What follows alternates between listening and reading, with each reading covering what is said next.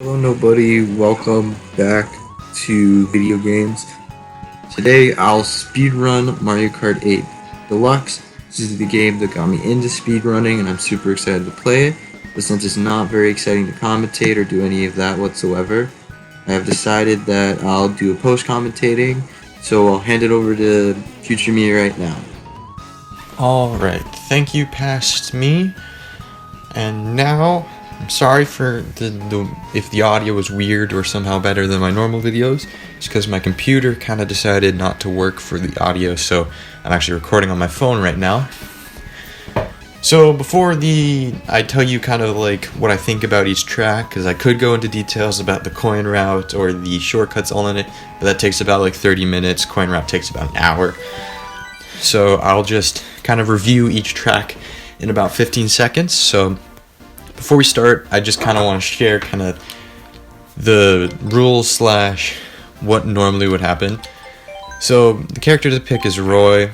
Then you want to do the Biddy Buggy, the roller wheels, and the Cloud Glider. Then you'll do 200cc, and I prefer doing no items because it eliminates the elements of RNG just a little bit more. So I feel like it's more about my skill rather than the game deciding my fate. And for some reason you also want to do hard computers. Don't know why, but it's in the rules. Alright, so the first course is obviously one of my most played just because I've reset a lot right on that course because I messed up. And this is a very intense course to start off with just because there are 3 shortcuts that go kind of directly in a row. And they're actually pretty hard to get the maximum efficiency, so it actually is really fun to do, but it's very easy to mess up. And because of the first course, I always try and get the best, so sometimes even if I do well on the shortcuts, I actually reset, so it's kind of annoying. Water Park, it's fine, I don't really care. It's the first one that introduces water, and there's some uses you can do with the water, like if you drift off a jump kind of right at the beginning. Other than that, it's just kind of a straightforward, just go through the course.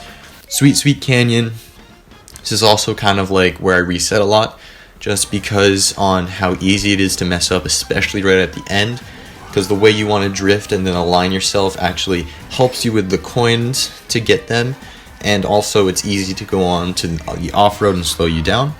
Thwomp Ruins is probably my favorite coin route just because you can do some very fancy movement. Other than just the one shortcut, the fancy movement that you really do is when it comes back into the water. And what you can do is you drift and then you drifting to the right and you can move to the left while you're floating in the water. Super fun. I'm not really good at getting the coins, but I find that is really cool. In Mario Circuit, just go in a figure 8, that's about it.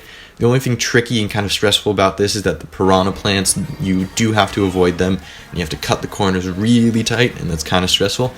Toad Harbor, there are a couple tight turns, like where the orange boost pad is and the split pass, but that's about it. And also, this is kind of the one of the courses where I can really tell how behind I am, because I know exactly where the trains are supposed to be, so sometimes I can tell that I'm late or early going around the final corner. Twisted Mansion, again, some tight turns, like right after you get from the gliding section, that's really annoying to deal with. Then right after that, you gotta go through the hammers, and that can be stressful because you don't want to hit the statue, and you don't want to get switched by the hammer if you have to thread the needle if you are timing it wrong. Shy Guy Falls, the ending shortcut is somewhat hard, but it's a very nice feeling when you complete it because it's a very high risk, high reward situation. It's really fun to just do it and get it right. Sunshine Airport, it's really nothing special about it. It's just a nice, fun, relaxing course to play. Dolphin Shoals, I actually don't quite like.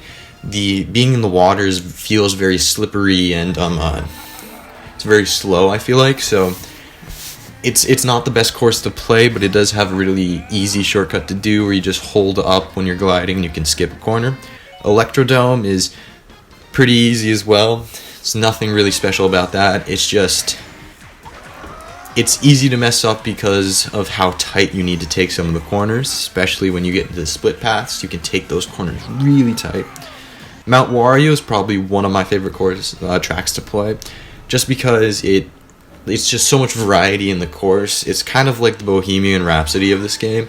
Like, you get snow, then you go into ice, then you go into a cave, which is a gliding and water section, and then you go sideways, and then you go back to the snow, and then you go into like an Olympic slalom and stuff like that. It's really good variety.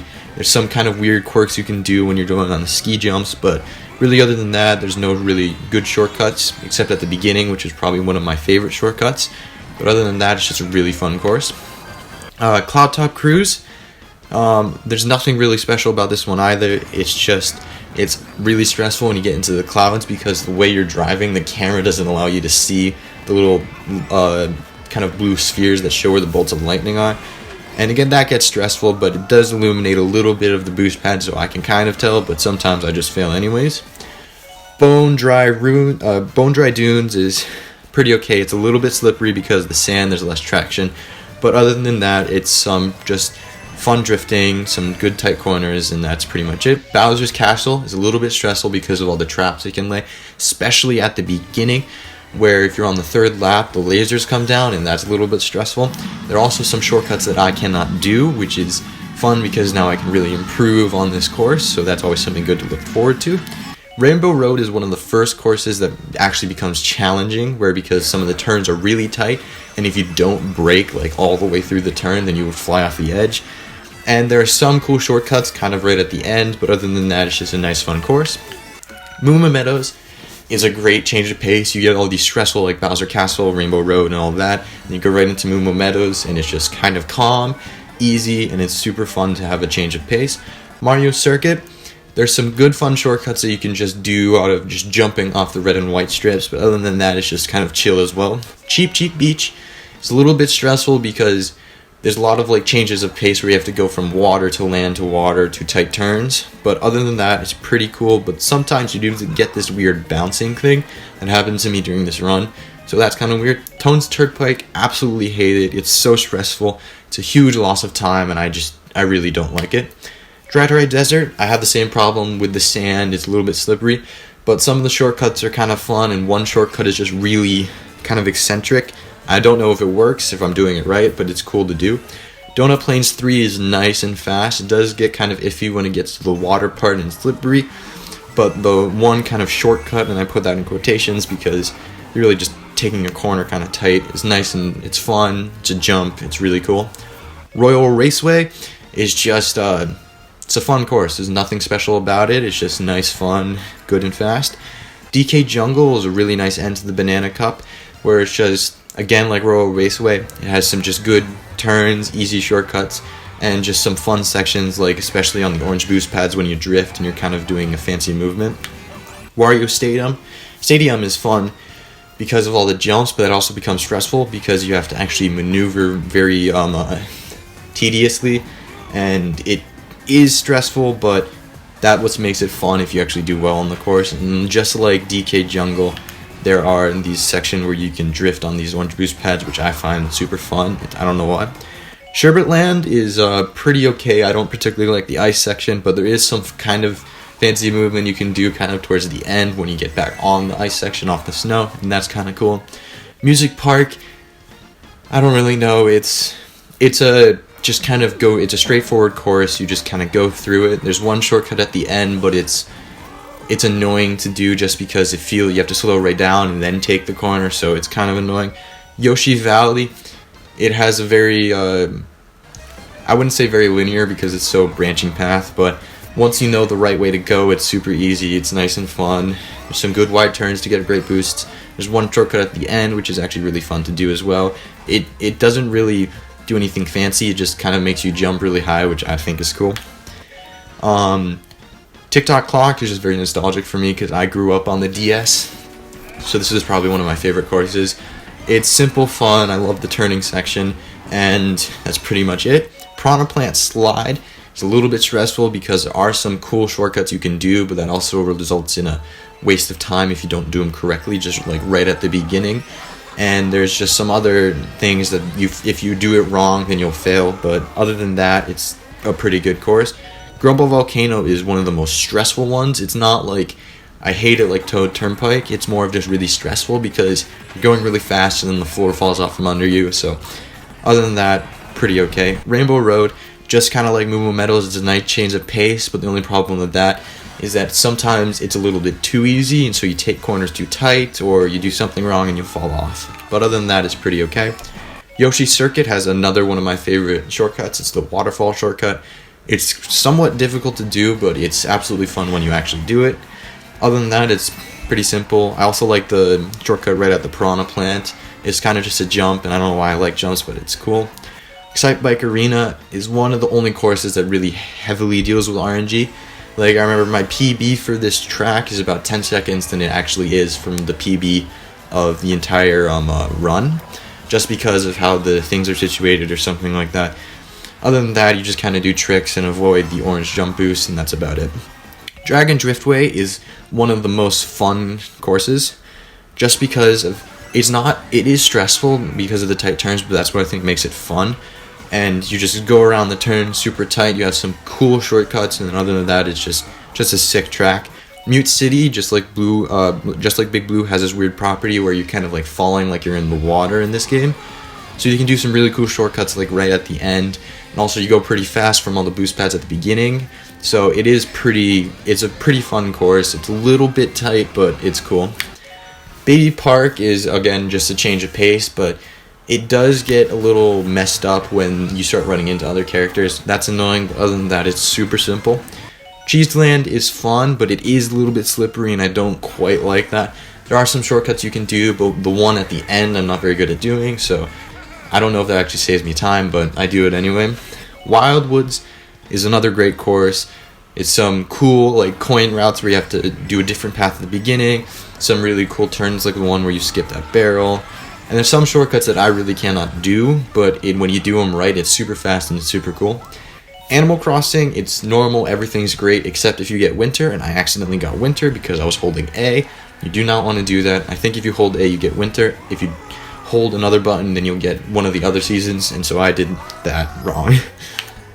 Wario's Gold Mine, just pretty nice, straightforward. There are not really any shortcuts you can really do except at the end just to skip the corner just a little bit. But you can do this weird movement where if you jump right before you go down one of the dips, you don't actually go on the track, you just kind of fall, which I always think is fun. Rainbow Road is kind of just like Dragon Driftway. We go really fast around tight corners, and I think that's just really fun. Only problem is the thwomps get in the way, and it's fun. Ice Ice Outpost is one of the only courses where you do not take any of the shortcuts, so it's a really straightforward course. There's nothing special about it. It's just a normal course, which is fun. Hyrule Circuit, this is one of the courses where it's okay. I don't know, it's a normal course, but then once you get to the end, there's some tight turns, some weird movement that you can do, and the shortcut that I never get right, so I've been debating if I should do it, but other than that, it's pretty fun. New Bowser City, well, the Bell Cup is my favorite cup of all because I probably played this the most. The Neo Bowser City, it does get slippery at times, but the turns are tight enough that when you slow down, you don't get affected by the slipperiness of it, I guess. It's fun, nice and tight, a little bit worse than Dragon Driftway just because of the rain. Ribbon Road is amazing, it's so fun. It does get a little iffy on the blue section when you can get those jumps. Sometimes you can accidentally get a jump when you're trying to drift and it messes you up. There are also some fancy movements where you can drift off the orange boost pads from transitioning to color. That's cool. Super Bell Subway, another track that kind of involves RNG a little bit. The trains sometimes come out right where you're supposed to be going, like what happened on this course. Luckily I didn't hit the train, but I rounded the corner and the train was there and I just kind of went off to the left. This is just a good track. There's nothing really special about it. And then Big Blue is my favorite course. I've probably played it the most. It's pretty straightforward, kind of like Mute City, where it's very fast, a lot of boost pads, but there's one shortcut right at the middle that is absolutely amazing. It's the only ultra shortcut in this entire game, where you can get a pink boost and then jump off the ledge and then glide and skip maybe about 10 seconds of a normal track. So that's really cool. And there's one shortcut at the end too, which just skips a corner, but it's really fun too. I think this is probably my favorite course just because it's super fast, a lot of shortcuts, and they're pretty easy to do, and they also save a lot of time. So yeah, then you finished a run, and hopefully you did pretty okay. The run that I got was about like a minute behind my PB because I haven't actually been running this game a lot with all this YouTube stuff going on, so this was the first time running in a bit. Super fun.